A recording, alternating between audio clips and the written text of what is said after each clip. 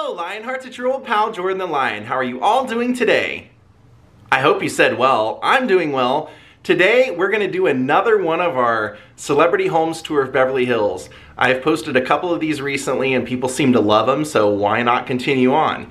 Today we're going to go see some of the old celebrity homes on Maple Drive. Daze with Jordan the Lion and You begins now. And we won't be seeing Sinatra's house, but we'll be seeing one of his good buddies' house. Actually, we're gonna start there. Alright, so we've made it over to our first stop, our first house of the tour. If you recognize this, it's because we have been here before on my channel. This is the last home of a man named Dino Criscetti. We knew him as the King of Cool, Dean Martin. This was his last home.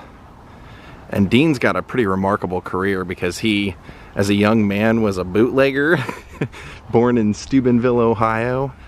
Then he wanted to be a boxer, and he used to make money with his roommate by charging people to come in their apartment and watch them bare-knuckle brawl.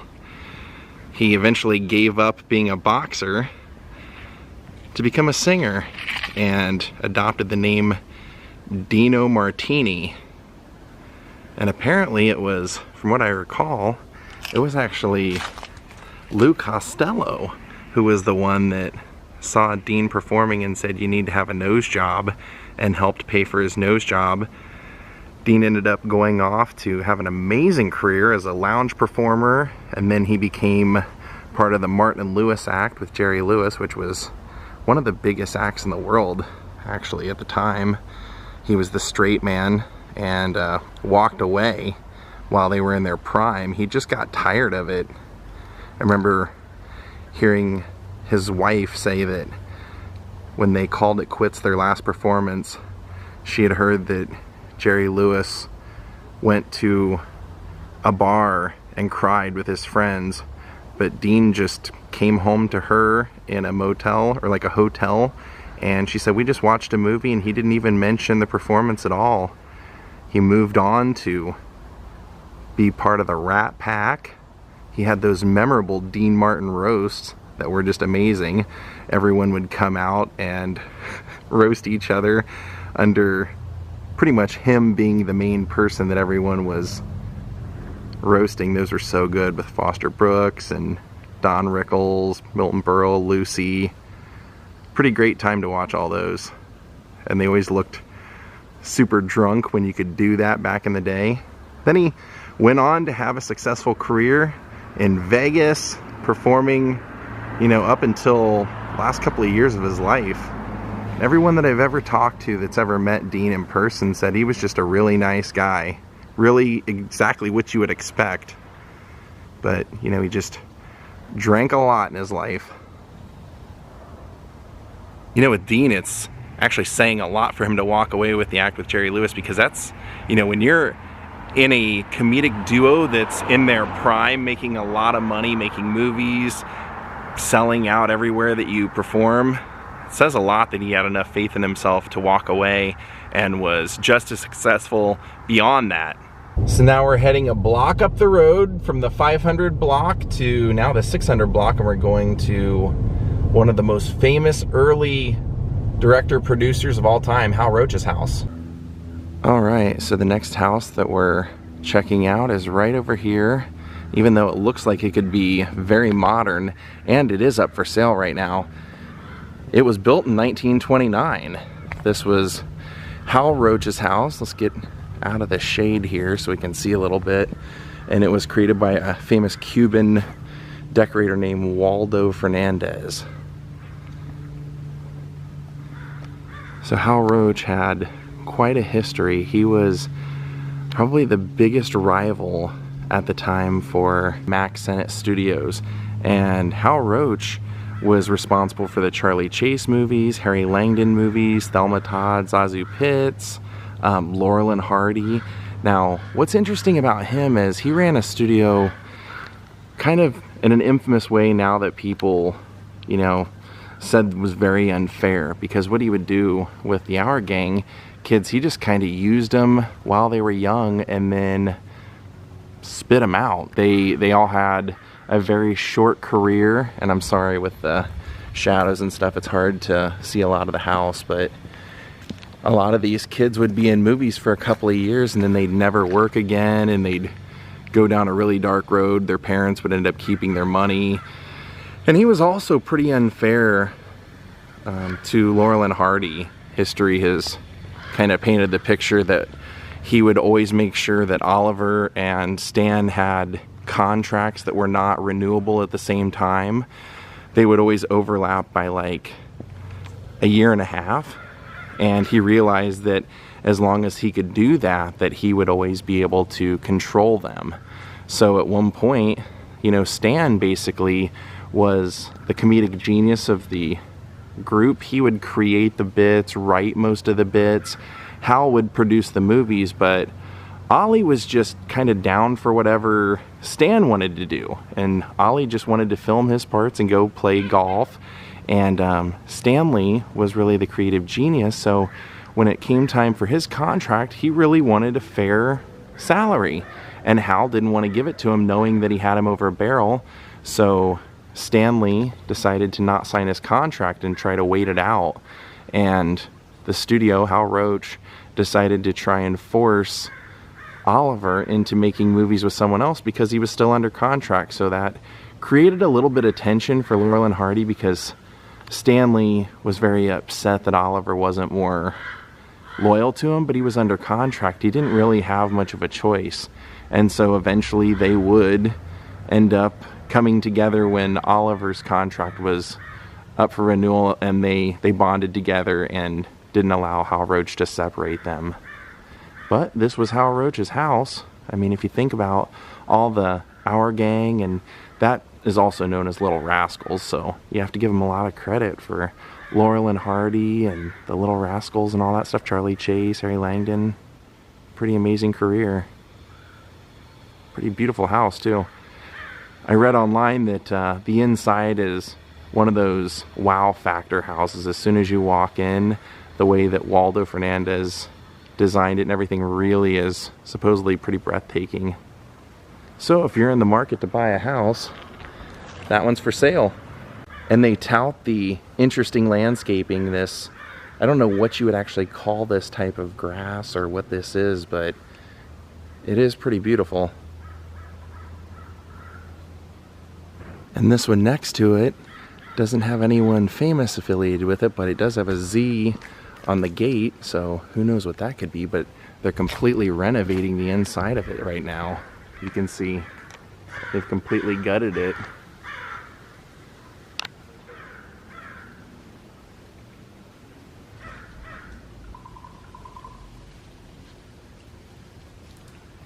So this next house is our next house on our tour.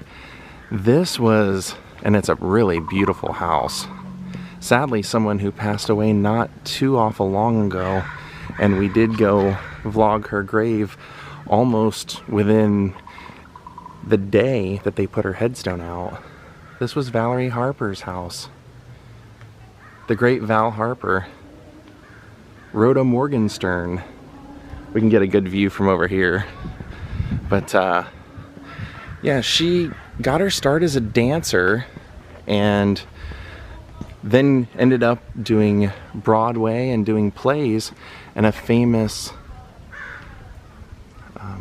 talent agent saw her in a play, got her an audition for the Mary Tyler Moore Show, and Valerie said before she even was able to drive to her home from the audition, they had called and said that she got the role, and her husband met her in the driveway saying, "You got it." She couldn't believe it, and that became huge. You know, Mary Tyler Moore was a huge, huge show to her own show, Rhoda. And when Valerie got her own show, it was a major success. In fact, when she got married, that was the #1 rated show all time at that time. She had a great career. I mean, I remember her, you know, that was before my time a little bit, but I recall her from Valerie's Family when she had the Valerie Harper show. and she ended up leaving it prematurely. They wrote her off of the show, and I found out it was because of a contract dispute. They just, as she said, that she felt that they just had buyer's remorse. They just wanted to put Sandy Duncan in something to fulfill her contract, and they basically just made it difficult. And Valerie eventually became friends with the people that they went through the lawsuit with and everything, but she was one of the most well-respected actresses in Hollywood, both theater and on television. And then, you know, sadly, she found out she had cancer and thought that it was terminal, and then ended up surviving another couple of years. And her husband, it's amazing, I've seen different things online, how dedicated he was. He really took care of her all the way to the end, as she deserved. Not sure if the family kept the house or if it's been sold or what. They probably still own it, I would hope. And if you ever get out to Hollywood Forever Cemetery to see Valerie's grave, it is a very beautiful headstone with a very beautiful picture of her on it. Now, right directly across from Valerie's home is our next home. This was the home of Luella Parsons, the famous gossip columnist, and she had a column that 20 million people would read. She wasn't the one with the hats, that was Hedda Hopper. People always get, you know, those two confused, but she basically had, from what I had read, job security, because William Randolph Hearst owned a lot of the newspapers during that time, and Luella early on had championed Marion Davies in her acting career, and so she always pretty much had a job. And this was the person also that Clark Gable and Carole Lombard were friends with, so when they wanted to ever make an announcement or anything before it was reported in the press, they would always go to, as they would call her, Lolly. But her and Hedda Hopper were not friends. In fact, they feuded for years, and that was her biggest competition for that time. Kind of amazing to know that a gossip columnist was able to afford a massive house like this. I mean, granted, she did write for many years, and if I recall, she was one of the people that my friend Shelley Winters went to help free up people that were caught up in the McCarthy trials, actors that were being accused of being communists or being blacklisted.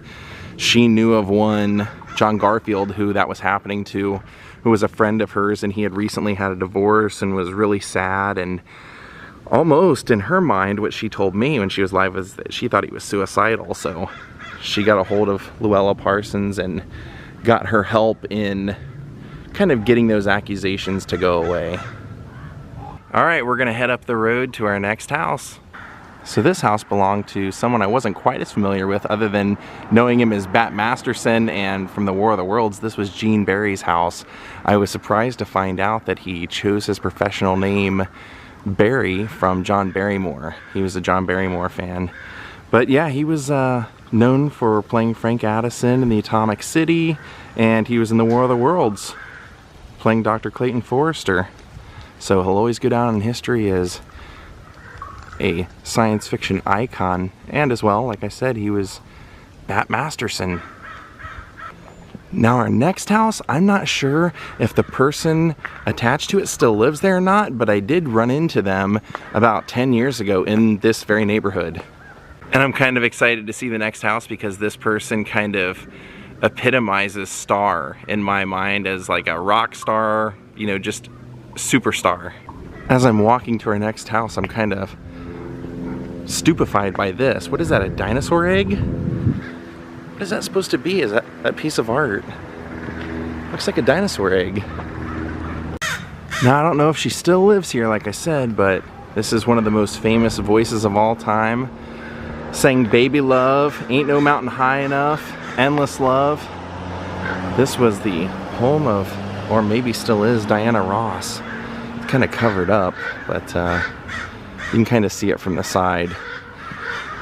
Yeah. Singer of the Supremes, left the Supremes in 1970, went solo, and had an amazing career. Now, if truth be told, where I found out about her, being a child born in '81, is from seeing The Wiz and seeing her in photos with Michael Jackson. Well, that's probably her balcony or a bedroom or something up there. But yeah, that's how I first found out who she was, and then explored her career as I got older. And I'm a huge fan, huge fan of Motown and the Supremes, so knowing all those songs that she's famous for, what a beautiful voice. And I was surprised to learn that she dated Gene Simmons from Kiss, and that the reason they broke up was because Gene fell in love with Shannon Tweed. But yeah, that was, or very well still could be, Diana Ross's house. Now, the reason I say I met her was because about 10 years ago I worked for a delivery food service, and I had to run an errand to the Ralphs over on Beverly and Doheny, and I was in there and she was right behind me in line. Beautiful, beautiful Diana Ross. And over the gate, that's about as much as we can see of Diana's house. So now we're gonna move along to the last house on our tour today. So the last house we're gonna see today, we have seen before, but it's a comedy legend, so we gotta show it again. It was a long time home of this guy. And our last house is on the 700 block, right up towards the end of it. This house is our last one of today. This was the home of the great George Burns and Gracie Allen. Now what's funny about that to me is that the things that he's most famous for probably aren't even the things that I knew him for, because of when I was born. He was a vaudeville star, and of course the George Burns, Gracie Allen show, the comedy duo that he did with his wife Gracie and the love of his life. Comedian known for that cigar. But what's funny to me is that I know him from like Oh God with John Denver and Going in Style with Art Carney and Lee Strasberg, and I know him from, you know, The Sunshine Boys with Walter Matthau, and that was something he wasn't even really supposed to be in, but man, I can't even imagine anybody but those two in that movie.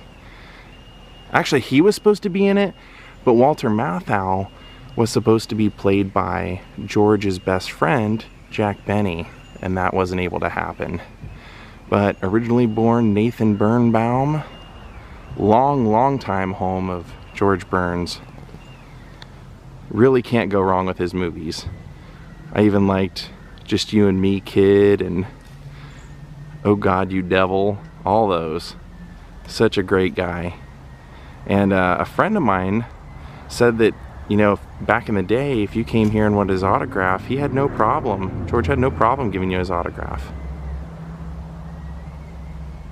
And when I made the vlog about George Burns, I showed there's a famous clip of him at this house driving in, and there's photos and everything. So he did a little video once here showing him at his home. Alright my friends, we are going to call it a day. I hope you all enjoyed our Celebrity Homes tour of Maple Drive today. I hope you loved that we ended it with George Burns. He's such a great one. I think we saw some pretty cool houses today. Too bad Diana Ross didn't come out and hang out, but you never know. Sometimes when you do stuff like that. So thank you all for watching. We'll see you next time. Have a great night and goodbye.